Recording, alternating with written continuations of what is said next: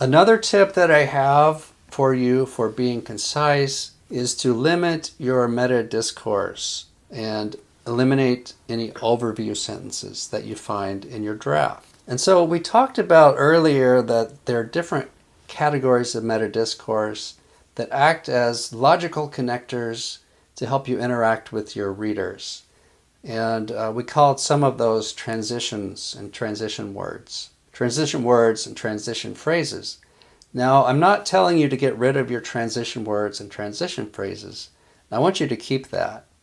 The kind of meta discourse I think you should get rid of is when you are talking about what you're going to talk about. And so sometimes you might see advice for writing that says, tell them what you're going to tell them. Tell them, then tell them what you told them.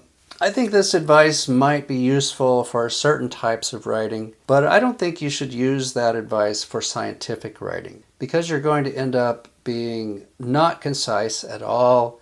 Adding that kind of meta discourse is really not helpful. And so that would include overview sentences like, in the following section, we will discuss X, Y, and Z. Just begin discussing X, Y, Z. So I'll show you a couple examples of some meta discourse or overview text that could be cut. As for physiological iron deficiency root responses, the results showed that while iron-starved plants presented an acidification of the nutrient solution at 72 and 96 hours with respect to iron-sufficient plants, foliar treatments did not present any decrease in the pH of the nutrient solution in the period of time of the experiment. Okay, so this is a 52-word sentence. We'd like to get it down much shorter than that so we can keep our average sentence length in the 17 to 22 or 23 range. And it's got a lot of unnecessary phrases in it, and it has some overview or meta discourse phrases. So the first phrase that is bolded there, that's basically a meta discourse phrase.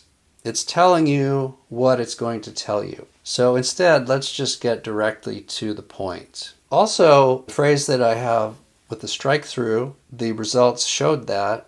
If you're going to tell the result, you don't need to tell that that's a result. The reader will know that it's a result. So that's a phrase that is unnecessary because it's obvious. The next phrase that I have underlined there, presented an acidification of, well, we could tell that that's a noun phrase because it's got the of. So let's try to make that into an active verb instead of this nominalization. And then foliar treatments did not present. This is kind of a faulty predication because the treatments are not going to present anything. The treatments will result in changes in what the authors are measuring, but they're not going to present something. And then we have decrease in the pH. So again, this is another noun phrase that we can change into something that's more active. And then I didn't underline it, but period of time is a redundant phrase. So period means time. So we could just say during the period of the experiment or the time of the experiment. Now let's look at a revision of this sentence. And I've taken it from 52 words down to 25 words. So a cut by 27 words. That's pretty substantial. While iron-starved plants acidified the nutrient solution at 72 and 96 hours compared to iron-sufficient plants, foliar-treated plants did not acidify the nutrient solution. So the same information is there. We haven't lost any information, but we've done it in half the number of words. Just by cutting overview phrases, by cutting unnecessary phrases, and by changing from passive nominalizations to active verbs.